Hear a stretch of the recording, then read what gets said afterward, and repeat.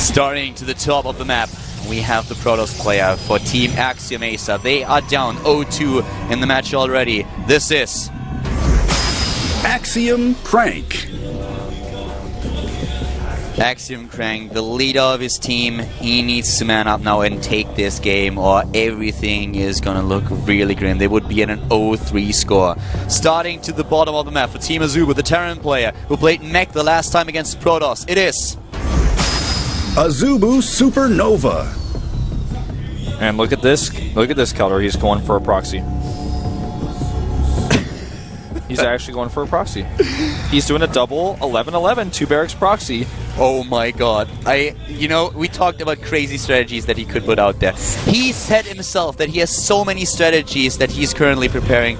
But to be absolutely honest with you, I never expected this. No, we haven't seen this strategy in Korea in a high-level league in like weeks. Nobody is going to expect this. Yeah, and last of all, Crank, and least of all, the probe is going down.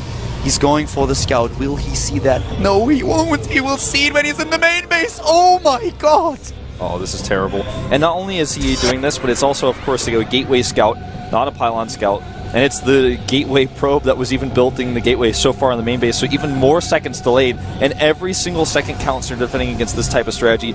Now the question is, does Supernova actually pull SCVs? Guys, I can tell you one thing. The Axiom-Acer bench does not look happy. Oh, and not at all. Is he going to proxy?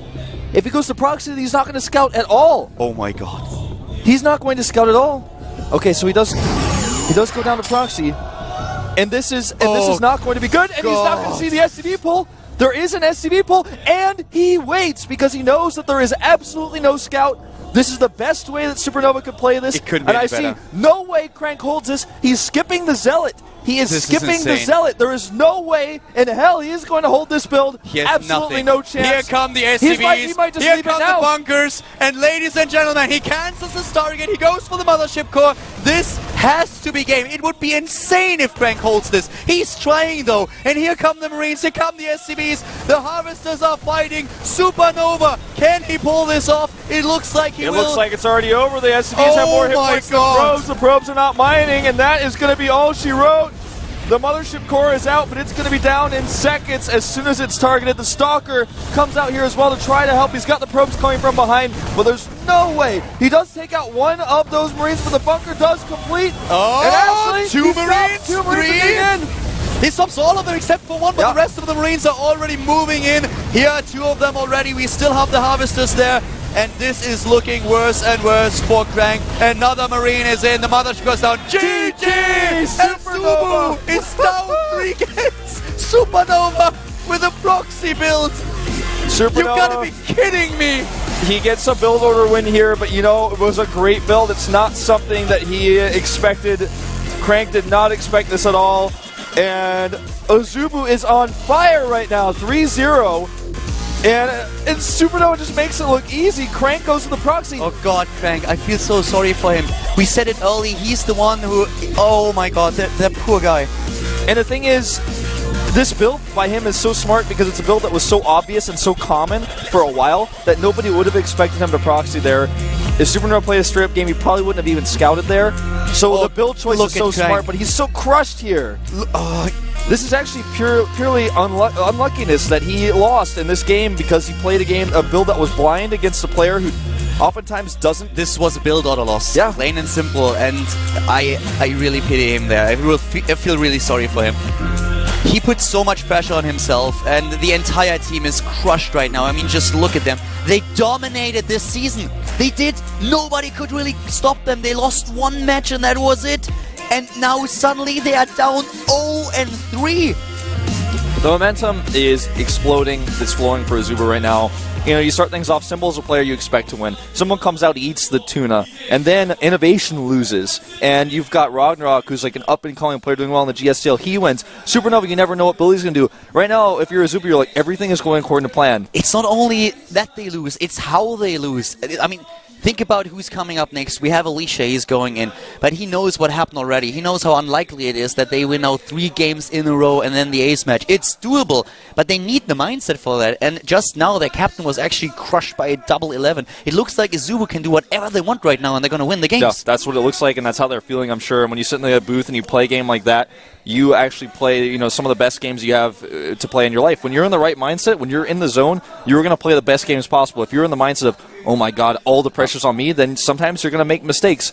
Not the case for Crank. He was just unlucky. And that even further pushes this mindset of the team of, oh my god, no matter what we do, we're just even unlucky today. But Crank is one of those people that is very affected by this. I mean, we are hopping on this, but he is the guy who feels responsible for the team. He feels responsible for showing them how to do it, for actually just driving them, for motivating them. And he lost his game, and it was in a fashion where everyone is always disappointed. Yeah. And Cranky saw him in the booth. He looked destroyed. He looked devastated. He needs to be the one right now who actually just shakes that off. Goes out, goes to the bench, talks to his players, says like, guys, we're in trouble, but we can still do this. Like, give your best. He needs to motivate them. And to come back into this mindset and to play this role for him now is so difficult that it might be impossible for him to do it. I think actually everything is on Alicia right now. He's actually the one who has to bring his team back into this with an incredible win.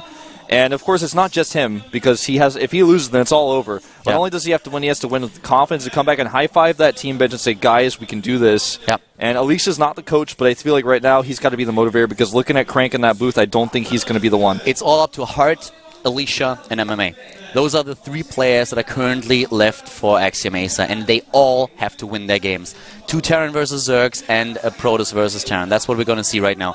And it's going to be a mountain to climb.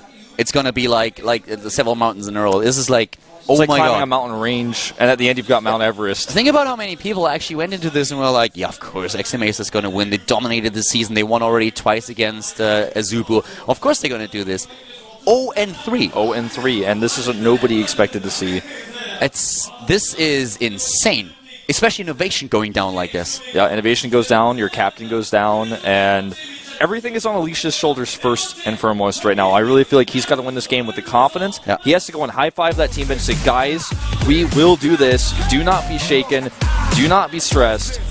And look at Crank in the corner. Like I said, he is the motivator right now. It's got to be this guy, Alicia, the strong Protoss player. Yeah, Alicia has to go full man mode right now. He has to go berserker in the next game. He has to completely crush his opponent and then come out of the booth like high-fiving, whatever, and being like, guys, come on, we can do this. We are still in this. We're not losing it like this. Alicia looks pensive, really, if you look at his face right now. Like, he's not nervous or stressed. He's just like, wow, I really got to do this. He's worried. I mean, I feel the emotion is definitely universal throughout the team. It's just trying to shake that off. And the thing is, only Crank could be this affected by something like this, because any other player would say, you know what, I got unlucky. You know, it's one thing to lose a match, like let's say with a 3-4, with a 2-4, where you played well and you had a little bit of bad luck with your games. Being 0-3, think about what happens if they lose 0-4 today. If Alicia loses right now, how do you motivate yourself to go up against this team tomorrow again and win? And in less than 24 hours, they will have to start and do this again.